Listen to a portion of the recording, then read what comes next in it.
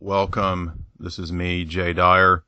I have with me someone from the acting world, the acting realm. It's about time we've had a screenwriter, but we've not yet had anybody from the acting field. And she's not just an actress, she's also a producer, a director, or now take that back, a writer, an actress, and a producer. Have you done any directing? Yes, I have. Yes. Okay, cool. We'll get into that.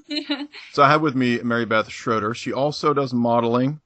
She's kind of a diva, not as much of a diva as me, but as I look through her photos, nice looking stuff here. Nice looking stuff. So MaryBeth, welcome. Hello. So you hit me up, I think, a while back on Twitter, and you liked Jay's analysis material. I appreciated that. It's nice to have a reader out there. I forgot what I was Googling, but I was like, oh, your analysis is along my lines of esoteric. I shall follow you on Twitter. This is it. Right. Yeah, not many people do that kind of analysis. There's a couple sites that do it, and of course I think mine's better than those other sites. Of course, you think yours is number one. Number one. Well, I think a lot of them are really fear-mongering, aren't they? Exactly. I think that whenever somebody picks apart something for its esoteric value or symbolism, it's automatically laced in with, it's like automatic conspiracy, automatic fear-based stuff like Vigilant Citizen. I remember I used to read that back in the day, and it was just got me scared. Like, right. Yeah. Well, I'm gonna have to talk some smack about Vigilant Citizen because they've ripped off 2 of my articles, and they're almost there's like word for word, but there's no attribution. So that's not a shame. It is, right? So I'm gonna sit over here and bitch and whine and moan about it. But before we get into all that madness, let's talk about you first. Tell us about your journey into theater and the arts. This is I would assume what you've always been into. Yeah, definitely. I'm an artist in every medium, and I have been since I was a very little girl. And there was like no other option for me in life but to do some kind of art making. I started playing clarinet when I was 8. And I had a mentor doing a lot of classical music when I was growing up who was a father figure to me. And I have a godfather who's an avant-garde jazz composer. So music was like a huge part of my life, and I was a clarinetist mostly, and I just felt I could express myself through music and storytelling really easily. And I'm kind of free-spirited type of person where I find myself in experiences and gain things and then make decisions. I wasn't at least too goal-oriented as a child. I just enjoyed expressing myself. And I guess the world didn't make me too jaded, so I kept expressing myself. And I found myself, I've had 10 years experience in New York as a model in the fashion, beauty, and art industries. And I went to college for a little while for theater, and I was with the Shakespeare company for a little while. I've been all over the shop as a performer. Like, I've performed in every medium. I've done everything from, I'm on the cover of a really high-end art nude book to I've been on stage with Vidal Sassoon, and I've been a magician's assistant, and I've done lots of interesting, edgy New York theater, off-Broadway, underground sort of stuff, and I did a web series, and I'm just only recently, maybe over the past 2 years, really committed to acting, film acting specifically, but I am going to get my master's in acting at Bristol Old Vic Theatre School in England. That's exciting. Now Yeah. Wait a minute there. So when you were a magician's assistant, were you the legs or were you the top half? I only did it for a short while, but I feel like it's one of those punchy things I throw in for effect when I say that I've done every medium performance. Right. But my main thing that I did there were 2 tricks that I was a part of. One was called the Blade Box, which was essentially based on cues and me being able to contort inside of it at certain times. And the other one was called Psychic Surgery, which was more the magician's trick of him sort of like pulling out my guts as I fainted and ingenued. Right. Well, now, so you were, which one? Were you the top half or the bottom half? Oh, in the blade box trick, it's not a cutting a woman in half kind of trick. The blade box trick is, there's a box, the woman goes in there, you see the size of the box, you see that there's no tricks in it, and the magician puts huge blades through the box it seems like there's no possible way for him to do it without touching the woman, who looks too big for the box generally because I'm quite tall. But the trick is based on verbal cues and me moving out of the way because I have contortion and gymnastic skills as well. I noticed that. I saw you flopping about and flying. Flopping about? I'm not a fish. I saw you flopping about. I was nervous. I wasn't sure whether I needed to intervene. I saw your seizure videos where you were flopping about. I'm kidding. We were all worried, MaryBeth. Why did you put that online? Medical assistance was clearly needed. Well, I had a really dirty joke that I won't do right away because that may not be appropriate for you. I don't know you, so I can't really. Well, one of my best friends is in porn, and I'm very okay with those kinds of jokes. I don't get offended very easily, you know. Okay. Well, it was something to do with, I've already forgotten it now, something to do, you get in a box, but I was thinking something to do with a woman's box. We'll set it aside. Yeah. But you put that away for later. You can take that box out again when you remember exactly how the joke goes. Now, so you're an artsy chick, you've grown up in the arts. Yeah. So, but you're serious about acting, so you actually did Shakespearean theater. Yeah, I did. I did a production of Twelfth Night with the Long Island Shakespeare Festival, and during the time, I don't have a degree. My master's degree will be my first degree, but I did go to theater school previously for a while before I went into modeling. So I left an associate's degree program early in order to go explore as a singer-songwriter and as a model and make money as a model, which was so amazing. But while I was in school, I loved classical theater. So I did a Molière. I did La Malade Imaginaire at theater school, and I fell in love with classical theater, and I won a Shakespeare scholarship, and then I ended up with a Shakespeare company for a season, which was incredible. And it's Shakespeare specifically is a passion of mine, but classical theater, it was weirdly my wheelhouse. It was something that clicked with me so much more than a lot of the contemporary material that was given to me at school. Yeah. Yeah. Now, what's your favorite Shakespeare play? Macbeth. Yeah, Macbeth. Is it really? Yeah, absolutely. I like Macbeth a lot, but I also like Midsummer Night's Dream and The Tempest. The Tempest is all really the cool. magic ones. You like all the magic ones. I Yeah. do. Yeah, The Tempest is crazy. It's got all kinds of weird, esoteric, Rosicrucian, alchemical stuff in it. I adore that about it, and I adore being a person who sits in acting classes. I work with the Shakespeare Forum here in New York, and so I'm often at their open workshops. And you'd be surprised how few people know about that stuff. No, I'm not, because... You're probably used to how many... Well, you're right. In my... I did theater stuff in high school, so I didn't continue with that into my adult life.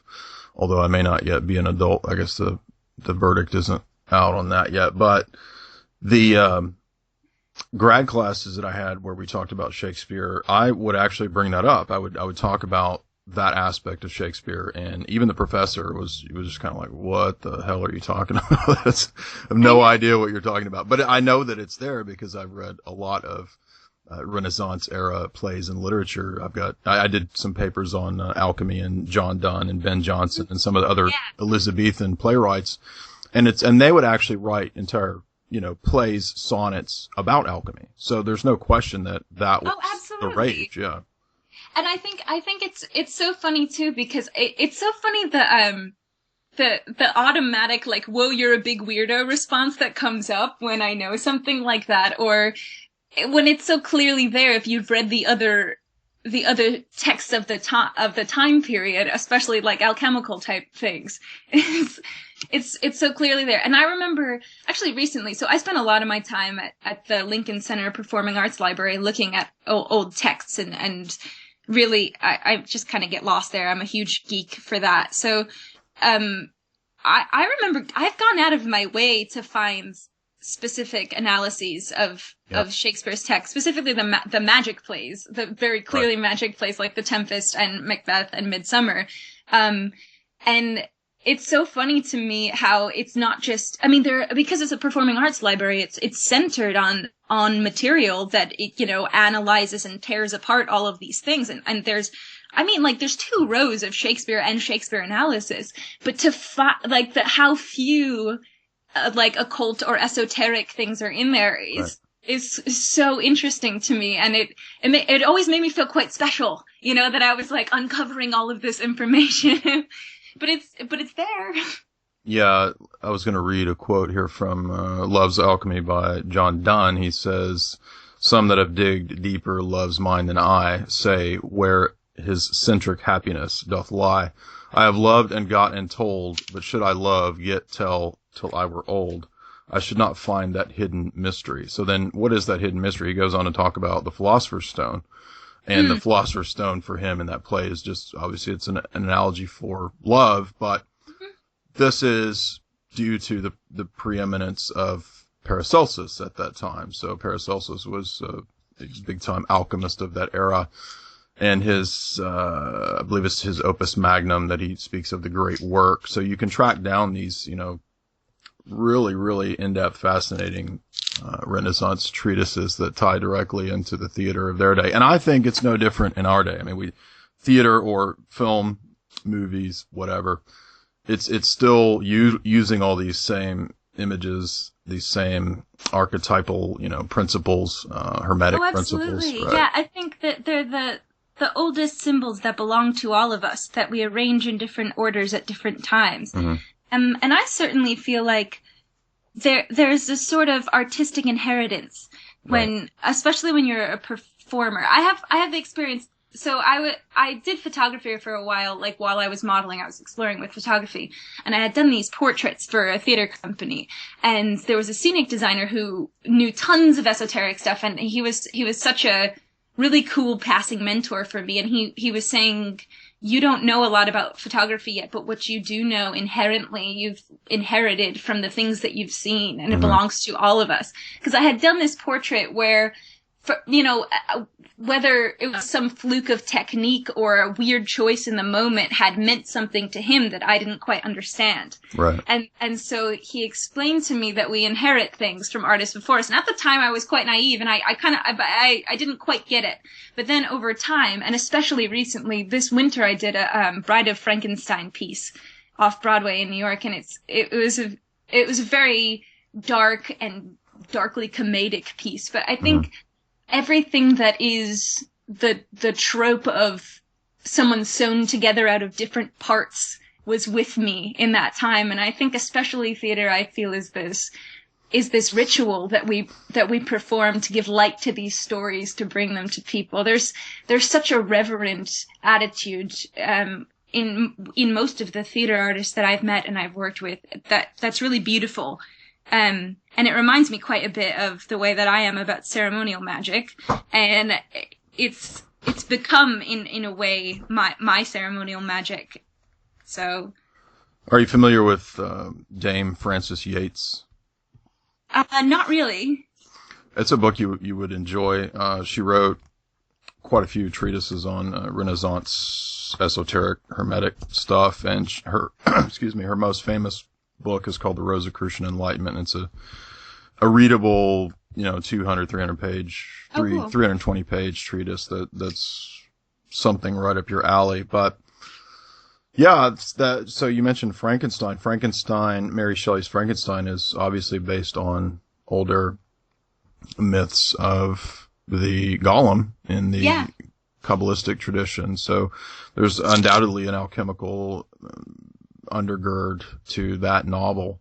So, the Frankenstein mythology has been played out numerous times since. But that's the thing, is that it's so obviously, if you've read all this stuff, if you've gotten into this, it's obvious to us, I guess. But still, even if you haven't studied, and I've met, because I work with people who are such receptive, open people, right, who may not have studied the same things, but understand and will be open to the fact that there is something deeper there. Because I think, especially when you're performing and giving yourself over to a trope for at least a little while a day, if you're good at, shaking it off to go home.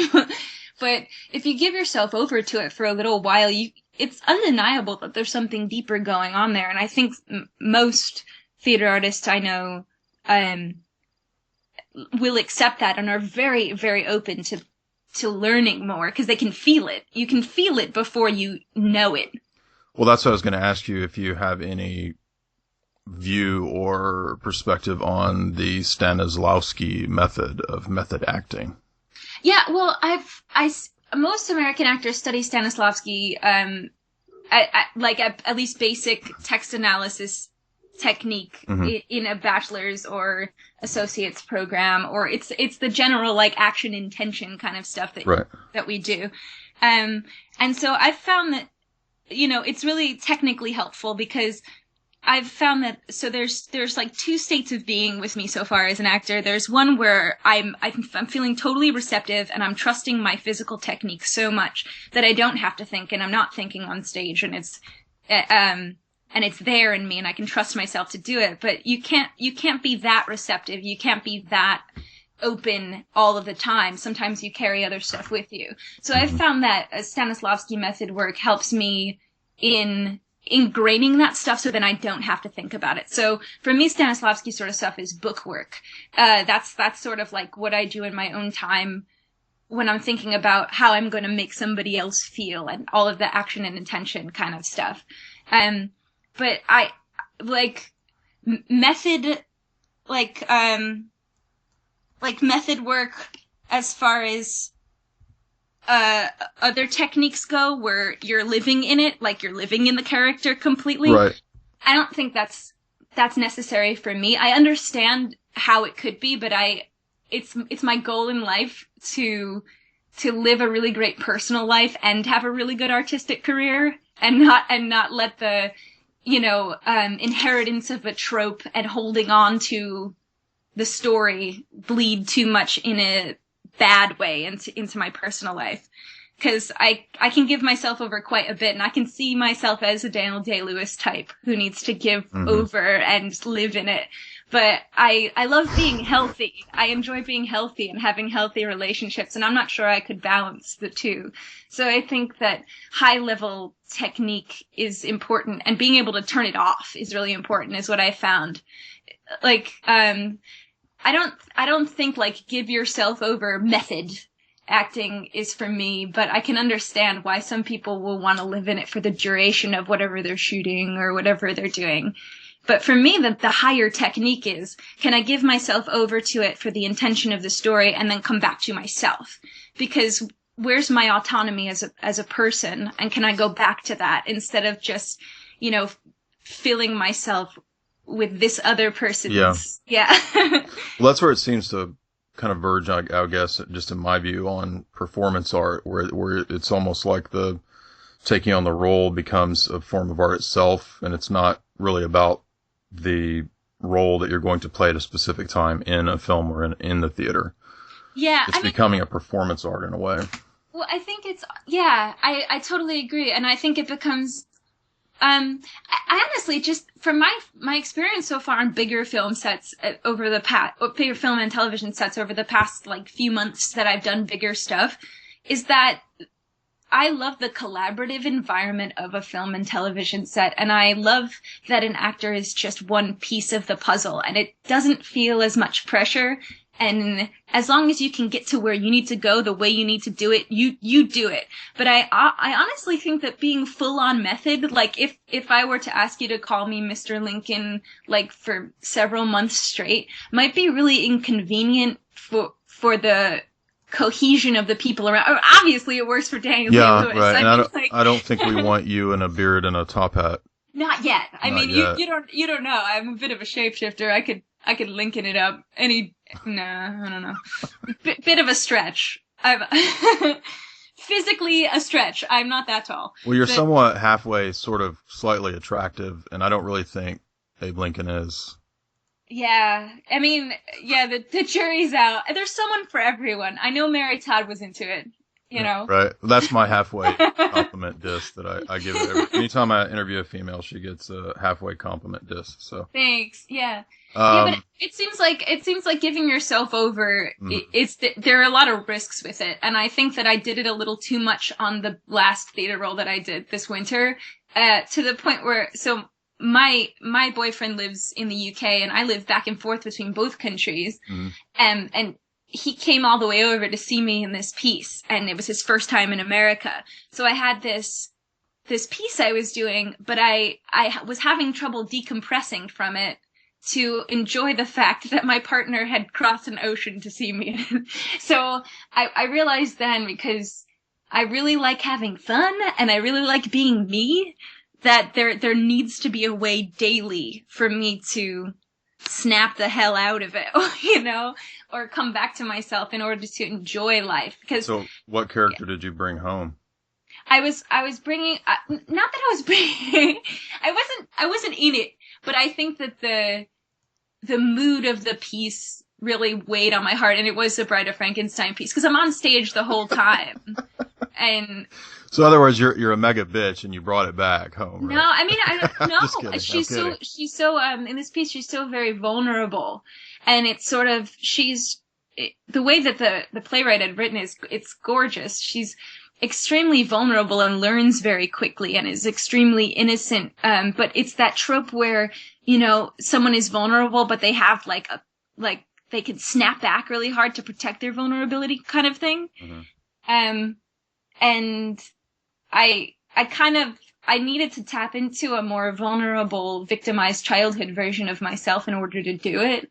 And so there was, not that I don't directly use my own memories to do this sort of thing, but I remember the texture of how a certain thing feels. So if it affects me and I go through, if I'm being raped on stage, I'm feeling the stuff, or at least a fraction of the stuff, or if I'm being hurt, or if I have to kill someone, or if I have to fight something, you know, I don't phone it in. I always go there, and I don't feel right if I don't go there. I'm kind of like given over to it. So the body, I think when it comes out of doing a piece like that, when you walk out to, you know, receive the people who are there to see you and spend time with your loved ones afterwards, you're exhausted. You're physically exhausted. You're on stage for 2 hours, you know, fighting to live. And it's hard not to bring that with you. And so my trick that I figured out, because my partner and I talked about it, and I said, I have to figure it out because I can be physically tired and that's okay, but I can't be defensive because that's not fair. And I want to have fun after. So what I figured out was I'm a huge Weird Al fan. So if I just listen to Weird Al, like, straight after a piece, like after I've done curtain and I go to my dressing room and I can have a moment in my headphones with Weird Al, my wacky, goofy self comes back. And though I am physically tired, I'm okay enough to ask for some support and, you know, be cool again. It's like my trigger. It's how I get back. That's what brings you back down to earth, huh? The bridge of Al, yes. Okay. I have a quote for you. I want your comment on this. This Sure. is from Dudley Young, his book Origins of the Sacred. He says, the earliest gods were invoked by ritual act, dromenon in the Greek, which means the thing done, such as the sacrificial dance, commemorating the fact that our life begins and ends when they, the gods, call upon us. Subsequently, the thing was said, legomenon, as well as done, and the dromenon was on its way to becoming the drama. Once speech within the temple precincts had been endowed with the power of word magic, we have the invocation properly so called. So we go back to ancient Greek theater. We think about Sophocles, or the different traditions of Greek playwrights. We already have this conception of the individual being sort of vessel for the gods, so to speak. So then the dramas would become dramaturgy, right, where you would play out the stories of the gods. There's a fascinating Platonic dialogue, too, that I've highlighted that I don't think most people are. I never hear Ion mentioned, but Ion is the dialogue between Socrates and a musician. And they discuss the principle behind acting, and Socrates makes a curious comment that he believes that actors sort of take on a different spirit, quite literally, not in a figurative sense.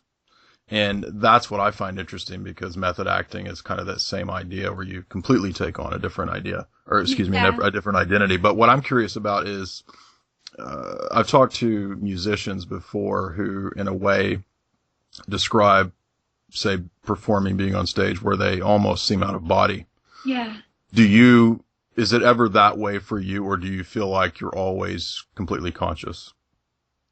Yeah, I feel that way all the time. I mean, I think that's my danger. Because because I do a lot of really physical stuff. I have this background in gymnastics, and I do fight. I'm certified in single sword, and I actually did a WWE style wrestling scene in a recent film that I did. So I have all these really interesting physical skills that I get hired for, and I come in for. So I feel like I have two selves. I have like technician self with that kind of stuff, where I'm really still learning how to perform in that and how to make that as in the moment. And then I have kind of the part of me that is so open that I trust myself to be a vessel, and I do feel like that. Because when I was a kid and I first played Mozart on clarinet, it was like, that was my first like intense God experience. Like the first time I got that right, because it was a lot of work. But then there is a moment, so I was playing the Mozart clarinet concerto and I was like, like 14? And there was like a moment in my life where I've like felt so one with the piece and so one with whatever was speaking to me that all the work I had done technically was just, it existed in the body, because the body had trained it to know that. But whatever else was coming through was, it was total ecstasy. And I think that that's what got me kind of hooked on performing in general, was those childhood experiences of like nailing the Mozart piece and having it flow through me. And then later on in life, discovering Shakespeare, and there's tons of technical work that goes into this stuff. And I think when we practice, when we rehearse, and when we get off book, or when we practice our scales or like difficult technical parts of pieces, whether in music or in acting with blocking or fighting or whatever it is we're doing, it's like there's a technical part of it. And if you've done your job right, you are a complete vessel, because all of the work leading up to you doing it should be you getting your physical body ready for being the vessel, essentially, so that you're not thinking, oh, what's my blocking here? I have to cross to that chair. That the action of crossing to that chair has been basically installed in the body in a way that you've done it so many times and you trust the body and something goes through it. So like there's this thing that actors, I think specifically, are always trying to get to about spontaneity. And it's like, you know, you can tell when somebody's over-rehearsed, or when you can tell that they're crossing to a chair because the director told them to cross to a chair, kind of thing, or, you know, this is what we've practiced. But I think when really wonderful spontaneity occurs, it's not just someone doing whatever they like. It's this balance between the technical that they've installed in their body during rehearsal or during their alone time, and allowing for spontaneity to exist within the restrictions. So it's an interesting balance. I think that a lot of the work leading up to a performance is highly technical and highly rote, and you got to know how you work to do that, because you can't be thinking about it when you're actually doing it. You can't be thinking and acting at the same time. I don't think it's any good if you were there with you. If like actor MaryBeth is there with Frankenstein MaryBeth, that doesn't fly. There's not room for all those people. So you better damn hope that you installed the technical data that involves the collaboration of the piece in your body, and trust it to be there. Now, I'm a big fan of improv, so I've done improv quite a bit on the goofy comedy side. So I'm curious, as for you, in terms of what you're doing, how much of what you do is methodically planned out in a set sequence, as opposed to, is there a large dose of improv in what you do? Well, I've done tons of improv too, but when you're doing something, say when you're doing something like Shakespeare, I'm doing, say I'm doing Lady Macbeth. I mean, there's well, I know there's not improv in terms of the lines, obviously, no, but I'm saying in terms of. I think it's improv comedy is a totally different experience. I've done it. It's a totally different experience because you're called to kind of let things fly in and out of you really, really quickly. Right. And so improv comedy seems to me, it's an art of wit, and you're always bringing yourself to everything. When you're building a character, you may not necessarily bring your whole self, or you're not drawing from that right away. There's a longer process. Mm-hmm. I think we would consider some things to be improvised. And I think between a director and an actor, I think that there's a great communication of like, where do I have freedom? And so you, as the actor, so say I'm walking through a set and we're going to film something and the director has told me that I need to cross because the shot's going to be really specific and I have to hit a mark and I have to close a door gently because we don't want the wall to move because it's a cheap set, right? So say I know all of these technical things. It's my job then to find the spontaneity between all of the technical things that I've been given. So yeah, I think everyone sees room for freedom in places, or, you know, there's tons of improv involved between things. That's what I'm wondering, because I haven't ever done any, you know, serious Shakespearean type stuff. So I've always been curious as to, let's say you're doing Shakespearean theater and, you know, obviously the lines are all very set, but what happens if, say, your co-person screws up, right? You have to kind of play. Do you ever have to mold that into, you know? Oh, absolutely, all the time. Right. Okay. Like there was a character. There was music. There was a musical element of a piece that I did recently, and the girl who was singing at me, she was singing at me because, and I was singing back, but she was scolding me and belittling me and shaming me, but she had choked on her spit. Like, the technical thing that had gone wrong this night was that she had choked. And are you sure you weren't with your friend at the porn thing? Oh,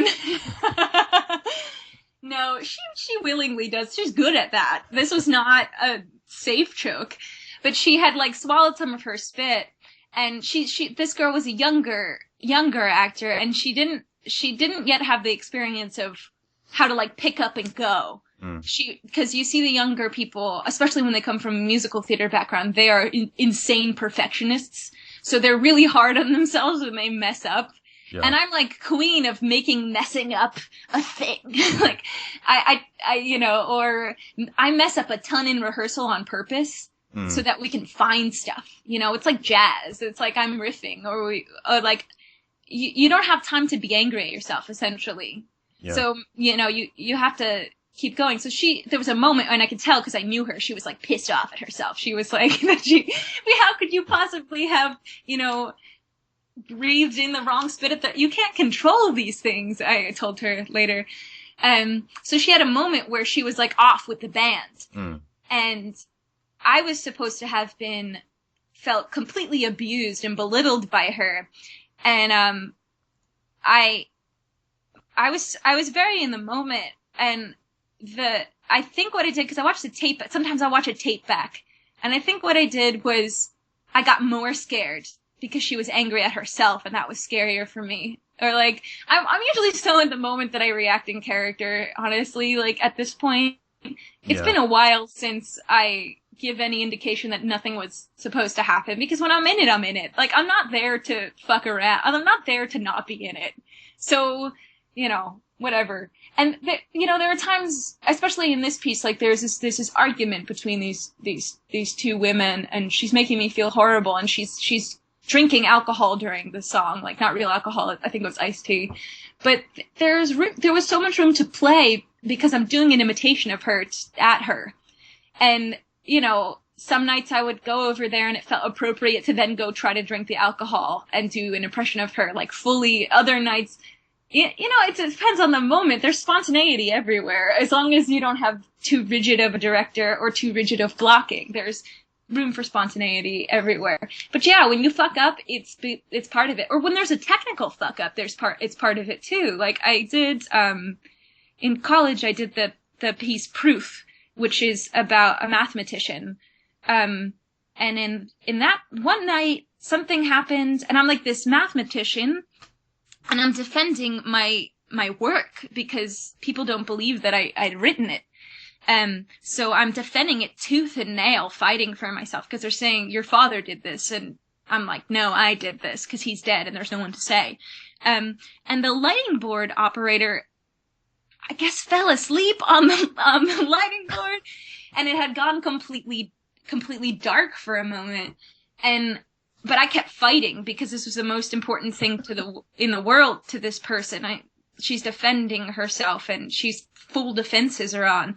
And then I was asked later in sort of a panel and an adjudication of this piece, what was going through my character's head. And I was like, the world could fucking stop and go dark, but I'm not going to stop defending myself, you know? But that's what it felt like, you know? And the show must go on, of course, like Freddie Mercury taught us. Yeah, okay. So, well, you know, but there's never been a point where I freak out because something goes wrong. I think that's where all the brilliance is.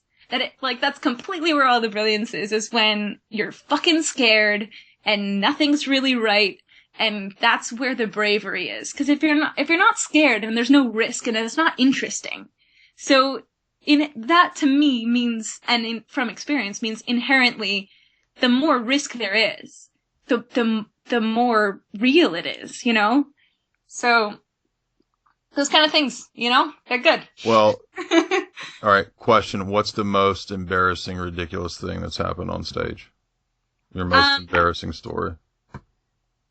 My most embarrassing story would have to be, like, I embarrassed someone else, and it wasn't quite on stage, but it was just off stage.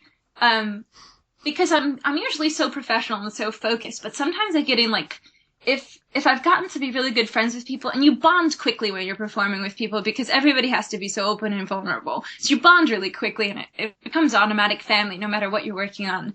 But I'd say the most embarrassing moment, like, for me to talk about and admit that I did, was that, like, there was some goofy stuff going on when I was in this Arabian Nights piece. And right before I went on stage to play a scholar, I totally just pulled down the trousers of a friend because I knew he had to go on, like, right after me to pose a riddle to me. And he was full on naked, and I just did it and went on stage. And I know he suffered afterwards, but that would be a horrible thing to have to deal with, and I probably wouldn't do it at this stage of my career, but in my youth.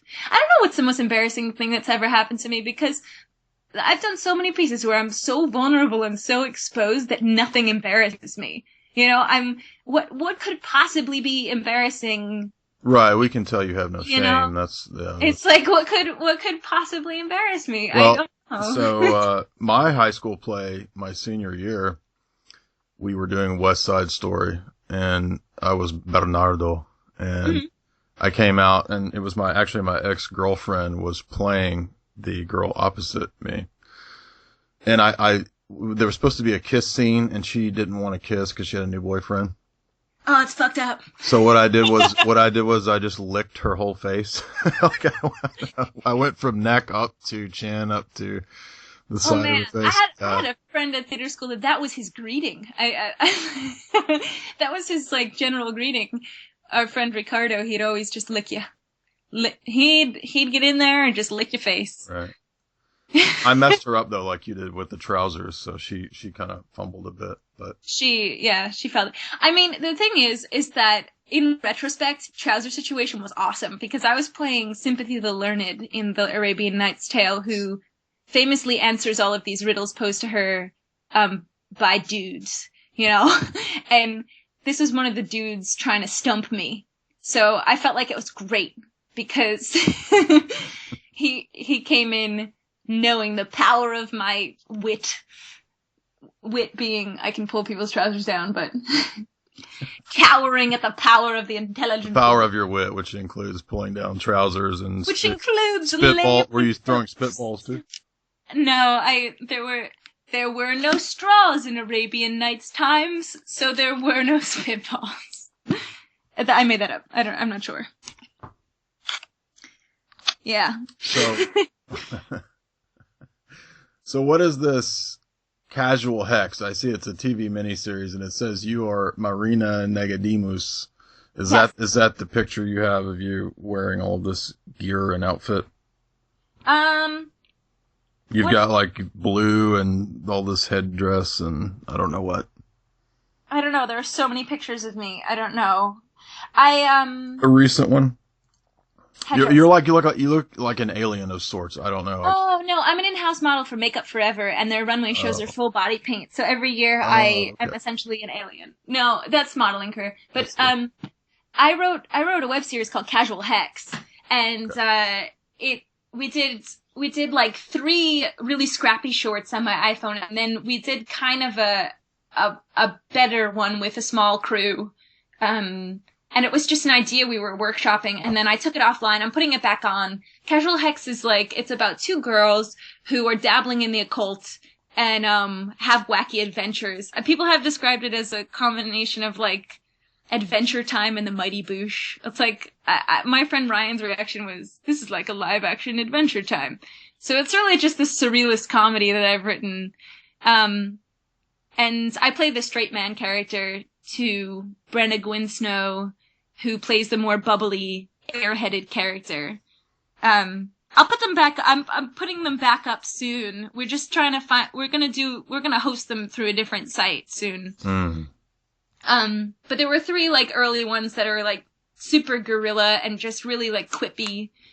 And I play Marina, who's sort of the straight man, and she's more of the crone figure, and I would say that the other girl, the bubbly girl, is kind of the maiden in a lot of ways. So you should have been the bubbly girl. You seem pretty bubbly. You're bubbling over. You're fizzing. I could go either way. But you should see her. She's way more fizzy. You'd be shocked at how fizzy how effervescent. You're very effervescent, yeah. All right, so what are you going to be doing? What's in the upcoming future for MaryBeth Schroeder? By the way, are you related to Ricky Schroeder? I'm not. My last name is actually my step-grandfather's last name, so I'm not. I don't think I'm blood related really to a lot of Schroeders, and I think Ricky spells it differently as well. So no silver spoon for you. No, I had nothing. I gotta work for it. What's coming up for me? I'm doing my master's at Bristol Old Vic starting in September. I'm moving to the UK permanently. I have an agent over there. I got in for a couple of bigger auditions there, so I've built some nice groundwork over the past few years, kind of living back and forth between the 2 countries. I've signed non-disclosure agreements on I guess the 3 most recent bigger things I've shot in New York, but I have two appearances on television shows coming up this season that I'll be able to talk about in time, and one in a film, and I'm not sure when I'm allowed to talk about that. So it's always with X Factor, Survivor. No. All fiction. It's all fictional. So well, I think those are fictional too, but no. I'm sure, mostly, yeah. But that's sort of what's coming up for me is I'm doing this big move permanently over to the UK where I've built this groundwork, and we'll see what happens. But Bristol Old Vic's a huge deal because it's such a highly selective school, and I'm such a freaking wild card because I don't have any other degrees, and I come from weird New York theater, and I come from modeling, and but not that I don't do Shakespeare, not that I don't have a theater background, but going to do a master's program is in a lot of ways so overwhelming for me. Just not that the coursework's going to be out of my league, but just that people in general have come from other degree programs, and I've come from the world. Well, I know exactly how you feel because my interpretive dance got me into Juilliard, so. Oh, really? No, not really. See, because I would believe that. Because my experiences, I believe things based on my own experiences, which are apparently fairly singular. Because I have some pretty bizarre experiences, so I would straight up believe that. Well, because I wrote to Bristol and I was like, hey, what's up? I don't have a bachelor's degree, but here's my resume, and I want to do your master's. And then they were like, yes. And then they were like, we're offering you a spot on the course. And I was like, well, shit. I was right.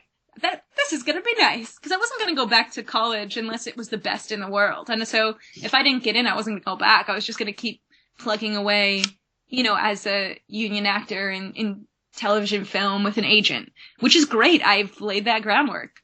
But I wanted to go back to train, but if I was going to go back to train full time, it had to be what I considered the best in the world, which I do with this program.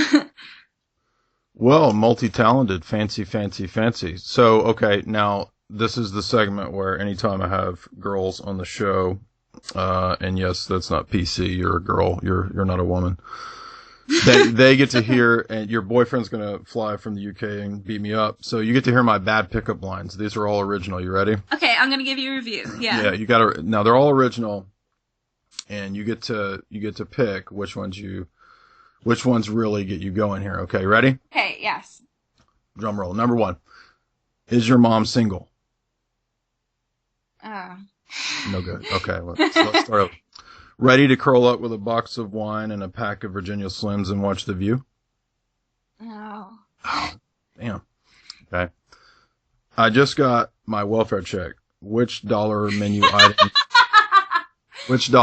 item would you like on our date? No. I'm a vegetarian. We could probably still get a salad on the dollar menu. I don't know. Do they have that? That sounds I don't know. horrible. I don't go to Like, the dollar that's menu. the lowest of the low. See, I can't. Okay, keep going. All right, Go we're on. not done. You're The train wreck is still going. So I talked to my psychic today, and Miss Cleo said we have to go out. No. All right. Well-endowed janitor seeks a mess to clean up. What? Well-endowed janitor. No, I got it, but why? Okay.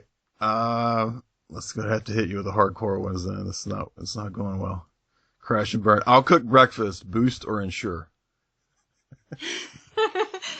Actually, I've tried both Boost and Ensure because I'm one of those people who has trouble keeping weight on. Man. Yeah. All right. Let's try another one here. That got too real, didn't it? It got way too real. They're like, oh, poor her. She needs her body fat percentage to go up. Girls usually describe me as more of a Picard than a Kirk. That's all right. See, the reason why I'm with my partner is because he has his bachelor's in archaeology and is a British man. So, Patrick Stewart went to Bristol and Vic. So, well, there you go. Right. Yeah. So the Picard one might work on me. Okay. Yeah, because Okay. I describe myself as a Spock raised by Kirks. So that's like, if you can enter a Picard into my life, then we'll have a good balance. Well, you kind of have elfish features, so in a cute way, not in a bad way, not in a Santa's elves way. not in an Uruk-hai way. Not in a corrupted. You're a Balrog is basically what I'm trying to say. Yeah. So. Well, Yeah. so yeah, I'm gonna have to work on these pickup lines. So I think don't use pickup lines. No, but see what I do is I use my bad ones, and it usually works because they're so bad. Because they're laughing.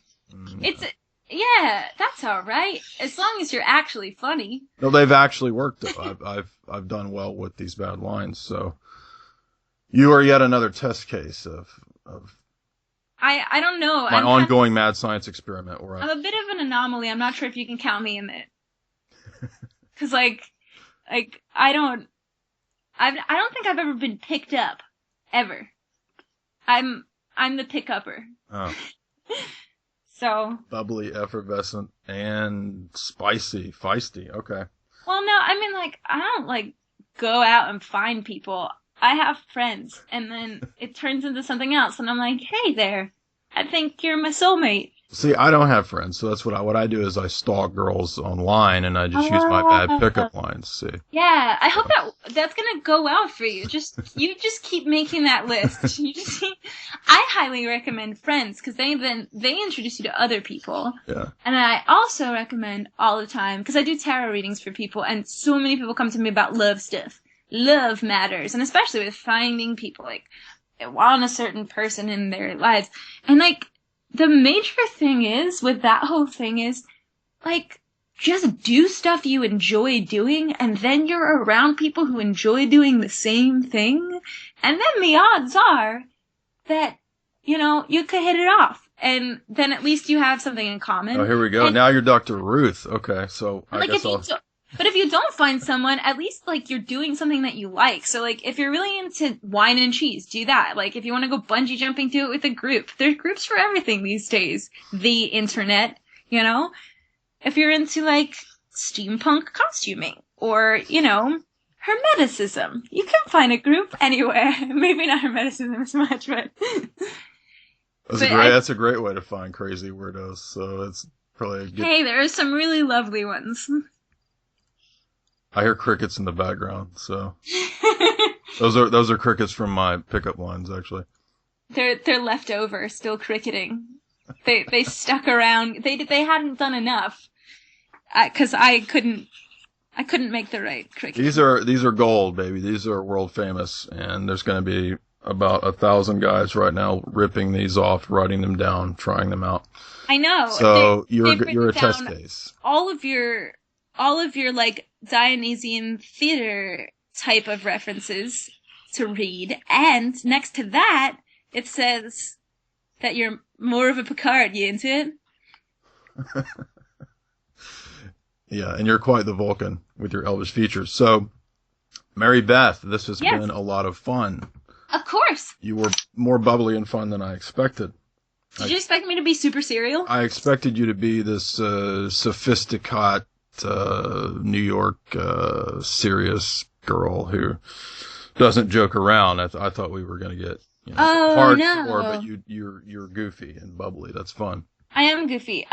Both of my parents were gym teachers, so I can't really claim too much snobbery, honestly. So you did tumbling. You didn't actually do gymnastics. You did tumbling. I did gymnastics. I'm kidding. And then You know what tumbling is, right? Is this a joke about the internet? No, tumbling. When I was a kid, my brother, when he was little, he took... Is it another sex joke, Jay? It is not. This is a completely... I'm shocked. Joke. I'm shocked. This is not... This has been a completely PG-13 show. This hasn't been that bad. But he would say he took gymnastics, and I'd always have to correct him because I was like, no, you were at the babysitter's and you took tumbling. and tumbling was just the little kids like rolling and flopping around. So I don't really... I guess it was pre-gymnastics, but it was called tumbling, so... Aw. Well, tumbling class, like the last tumbling class I took was at a circus place, and it was like, you know, round off, back handspring, back tuck. That's tumbling.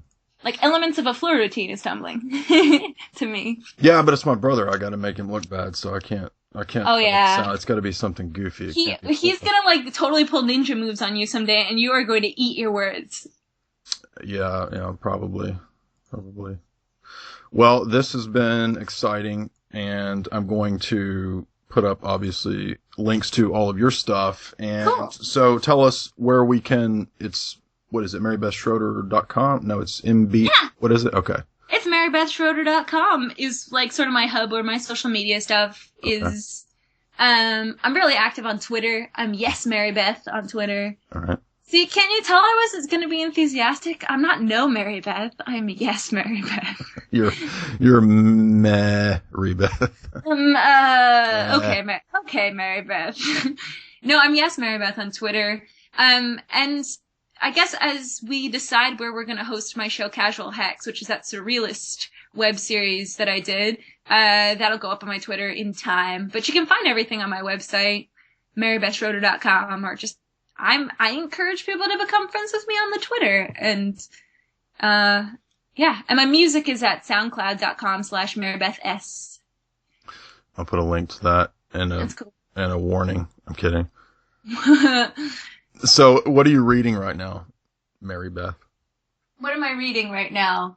I'm rereading the last in the Song of Ice and Fire series. And I'm also reading Neil Stephenson's Snow Crash again, because I'm doing 2 rereads at once. I think if it's your reread, you can do 2 at once. Have you read Cryptonomicon?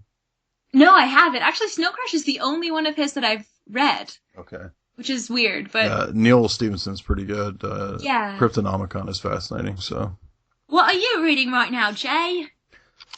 I have about 15 books I'm always reading at once. So I've got Mircea Eliade on the religious history of ideas. So he's got a trilogy, history of religious ideas. He has a fascinating comparative religion treatise.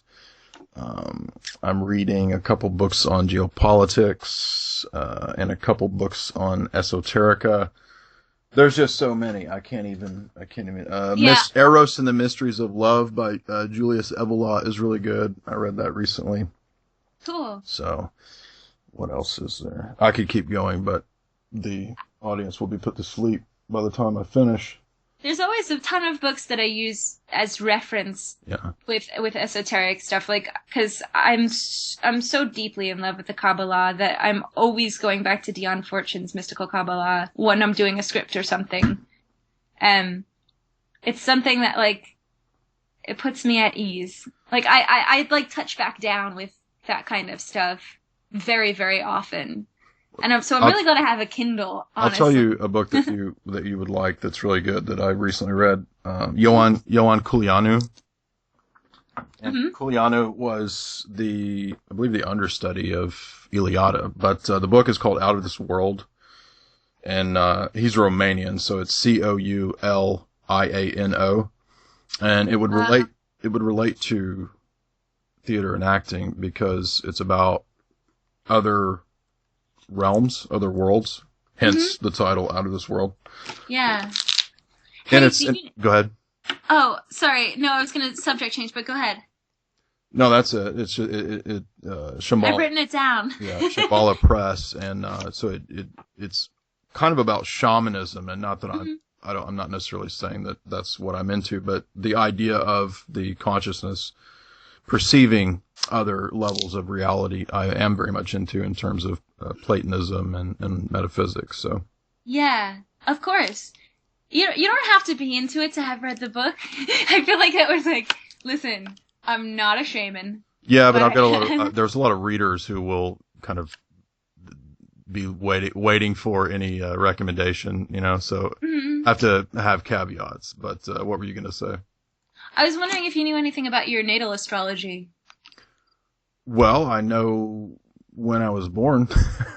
Oh, so you've never had your chart done? Or have you done your own? So I think some girl did one time. I don't remember what all, but I don't know the exact time. But I have this, I have this neat book that is pretty good in terms of we've used it. We've tested, about 30 people with this book that I have. So. Which book is it? Where is it? It's big fat book that I got from just like Barnes and Noble or somewhere. That's just the way that they did it. I thought was good was they compared like 300 historical figures that were born on each day. Oh yes, yes. Yeah, they tried to kind of draw a personality profile, an aggregate from all the well-known people born on a certain day. So I found that to be strikingly accurate with who's born on you. Well, I'm Martin Luther King is January 15th. Oh, cool. And there's a couple actors I can't recall. It's been a while since I've looked who's born on my day, but yeah. So I have Alan Turing and Joss Whedon and the choreographer Bob Fosse. So you've got the arts with a little bit of mathematics and mechanics there. So you do the mechanics as well. That makes sense. Yeah, we're all the June 23rders. Okay, I'm gonna make a note of that because that would actually, it would be funny to read your page and see if it's accurate. So you want to do that real quick? Yeah, let's do it. I want to know. All right. I've got my big fat astrology magician workbook. Is that what so? It is called Secret Language of Birthdays. Secret Language of Birthdays. Go. All right. This is supposed to be you, and we're going to see if this is right. Okay. By the way, Alfred Kinsey is born on your day. Oh, I see. That's great. Yeah. Complete degenerate. Now, let's see. Those born on June 23rd often take up with love relationships. Well, that's lame. That's every fucking person. Yeah, but June 23rd, in some systems, when you are attributing the minor arcana of the tarot to days, is Two of Cups. So it's there's a love theme there. All right, well, let's see. Either those or others or their own. Indeed, they value a close relationship with their mate above all else and do everything they can to enchant the other party or to be super appreciative of their charms. It is the intensely magnetic feelings of being in love which so mesmerize these people. Added magic is given to this day through the fact that June 23rd is often celebrated as Midsummer's Eve. If students of love, those born on this day, want to know the motivations of people seeking each other out. What are they physically like? Every detail about their intimacies, etc. Such a study does not imply voyeurism, but neither does it rule it out. Oh, you're a voyeur perv. We got you. Relationships, of course, are the stuff of most people's lives, but when it comes to the intensity of one-on-one romantic relationships, June 23rd are hard to match, yet it is not only their emotions that direct them, but their entire social context of the affair. Those born on this day are very much a part of society in their interests and lifestyle. They are rarely found running off to the woods with their mate. They are not shy about sharing news about their love with others. They enjoy social benefits, blah, blah, blah. Unless their religion demands it, however, whether they are married or not is of no great importance to them. They are drawn to the enchantment of art, music, and literature. Well, there we go.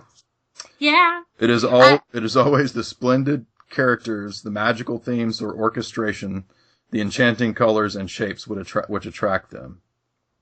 That sounds like you. Yeah. Enchanting colors only, please. I definitely, I'm driven by love and I'm not afraid to say it. And I think that there are so many harshly feminist vibes in this world that have come down on me because I'm driven by love. And I've always been driven by love. I've learned all of my lessons through uninhibitedly loving and even the wrong people, until I found the right person. And I'm not afraid to say that is what drives me. What is love? Baby, don't hurt me. Don't hurt me. The Hadaway philosophy. Yeah, I mean, that's tattooed on my heart. The Hadaway song. Whoa, whoa, whoa. That and La Bouche and numerous other cookie cutter 90s dance songs. Yeah, So, but only about love because the astrology said so. call him Mr. Raider. Call him Mr. Wrong. Call him insane. I'm He'd glad say, you mentioned I know what I want. and I want it now. I want you. Oh yeah. So we're accurate, right? We've described you in total. That's totally you. Yeah, it is. It is because I think it's kind of hard to be that person these days because everyone's like, you're out of an independent woman, and I'm like, well, what if I want to be in a partnership and have that drive me, and that's okay too? Is it okay too? Now this says your negative sides. Let's see if the negative sides Go are for right. it. Yeah. Indiscreet. You're prying. You're over-involved. Is that true? Yes. Ooh. Oh, damn. Damn. I think I'm especially over involved. I think I've grown wise because I know that I can be a little bit like, hey, what's up? What's your thing? Tell me stuff. So I've chilled it out a lot. But like the thing is like having a dark side. It's all about knowing you have it and then balancing it in a way that like works for you. So Well, this says that you have a knowledge of the esoteric and that you have authority over things unseen because you are the Hierophant in your tarot deck. Is that true? I'd say so. That's very accurate. It's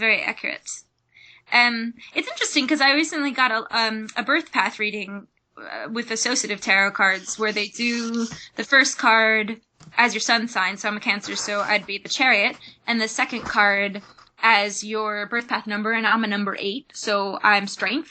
And then the third card is called your Secret Teacher, and what I was told is that the Secret Teacher card is the one that sort of helps you evolve out of or balance your dark side a little more. And mine was 1 + 7, which is 8, so I was 17, the star. And I've found that reading to be really insightful. So it's like the first card is the associative with your sun sign. The second card is your birth path number, and the third one is like an extrapolation Kabbalistic numerology of the number. So it's like something plus something equals your number. So mine's birth path is 8, so mine's 1 plus 7, so 17. I found that reading to be really, really insightful. I love this sort of thing because, you know, you can tell where you're projecting onto it from yourself, because humans are limitless. The personality is a construct. We all have access to have any facet of any personality we've ever even known about, because willpower exists, and that's a thing, and that's powerful, and that's our tool as humans. So it's interesting when people read these sort of things and look at these sort of things, what, you know, the things that they respond to, I find often are things that are already there. Just like when you see someone in a film or a story that you feel connected with, that you feel represents you, like those things were already you. You know, if you're seeing in a role model in the outside world, it's because that's part of you. And so you already are the thing. And so with all of this, I just feel like that there's this flowy, receptive quality to it where you can take it or leave it no matter what, because the personality is a limitless thing. But I find that, like, I think especially with astrology, it's like there are tons of predispositions where, you know, you can lean into your strengths. So it's pretty cool. What does your birthday say? Do you mind reading it? No, I don't care. It's completely accurate too, which is cool. Creepy, scary. Let me pull does it it out does here. it does it creep you out? Not literally. I mean, I'm just saying figuratively. It's creepy, accurate, not. Oh, I see. Because I think, like, I didn't dribble in my panties. Oh, good. I'm not good. scared. I wouldn't want you to have to go change. It's okay. I'm not wearing any panties right now. Anyway. Oh. That line's not going to work. You can put that's that not on a good the pickup line. I think that's a good. That's a great. I'm gonna write that down. Hey, baby, I'm not wearing any panties. Because I'm afraid of peeing in them.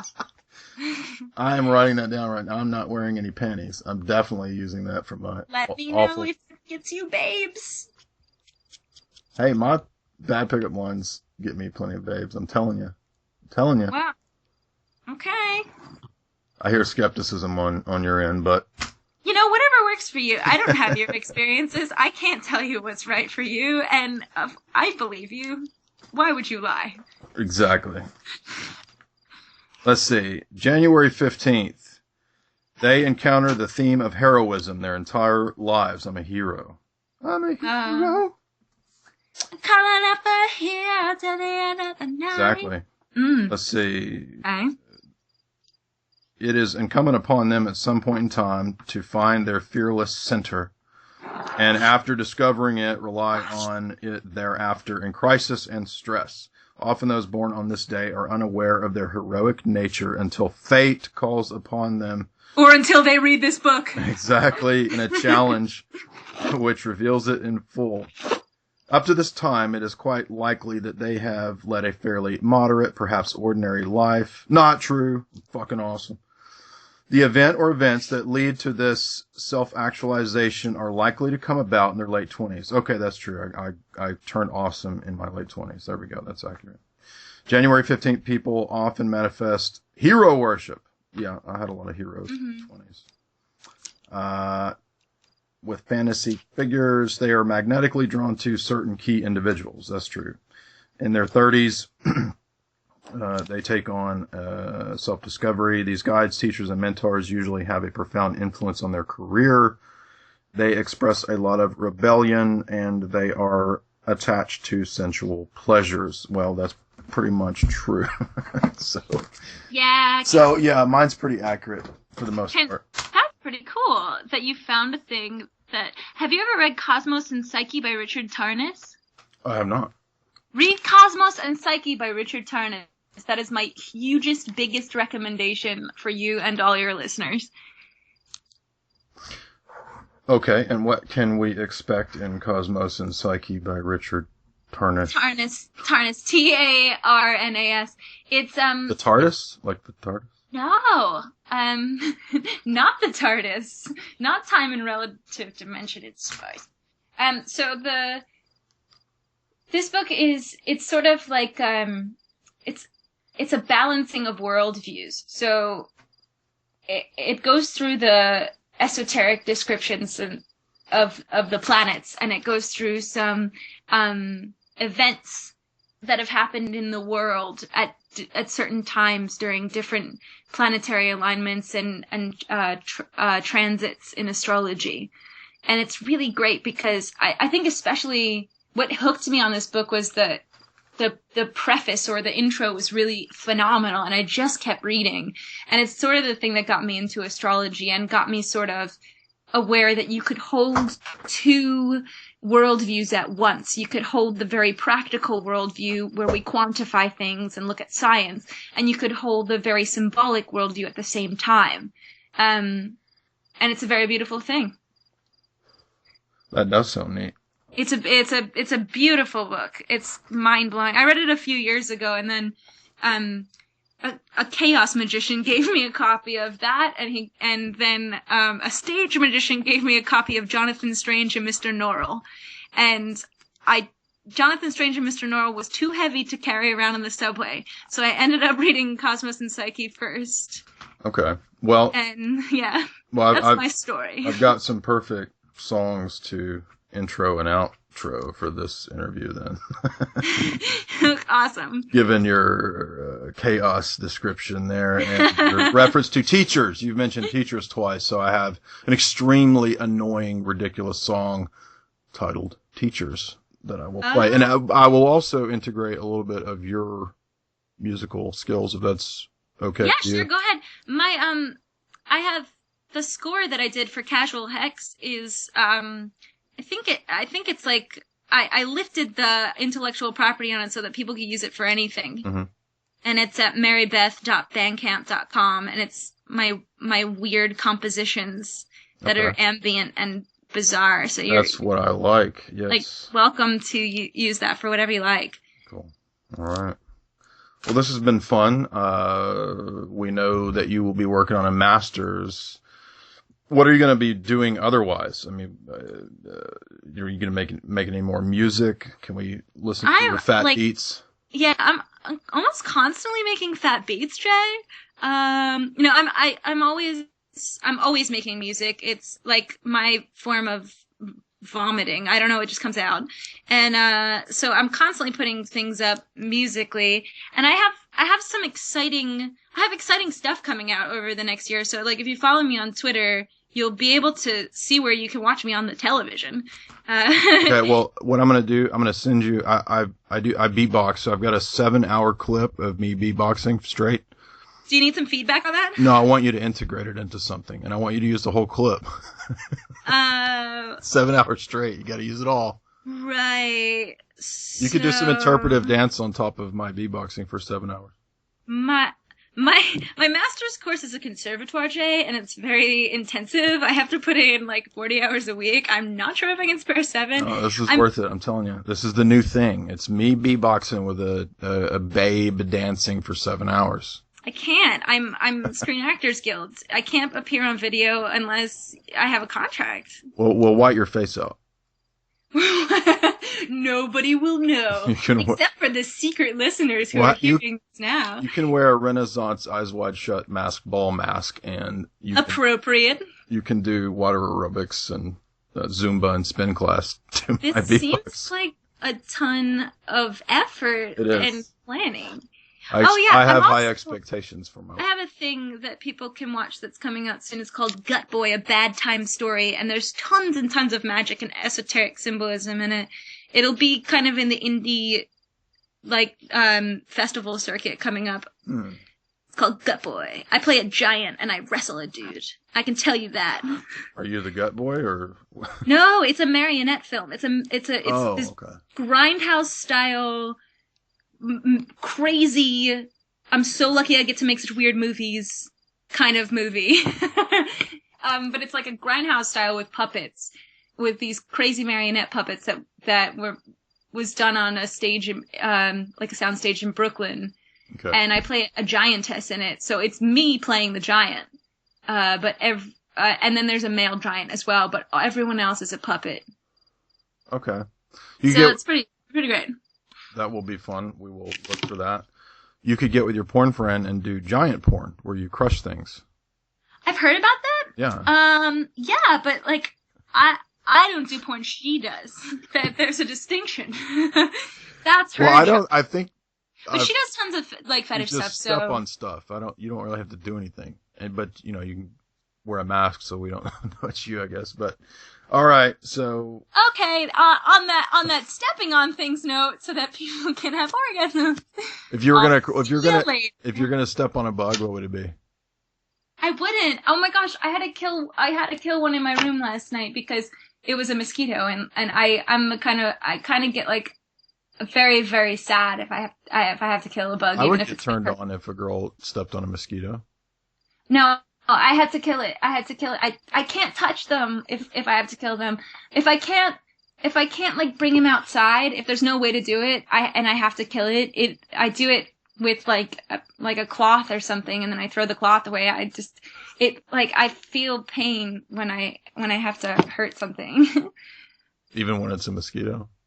Oh yeah, I mean, like, I am aware mentally, with my mental fortitude that it's you or me, buddy, get out of here, but there's still a part of me that's like, I can feel it.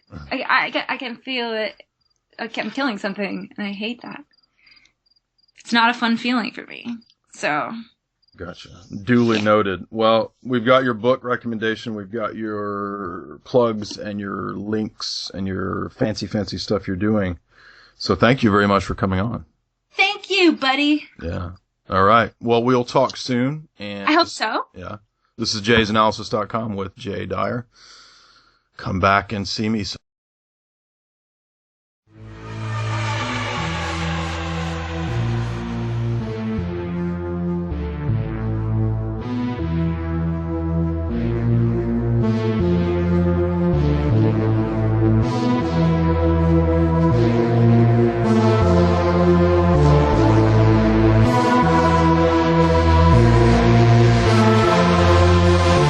Make a move, you can be my teacher, I'll do homework.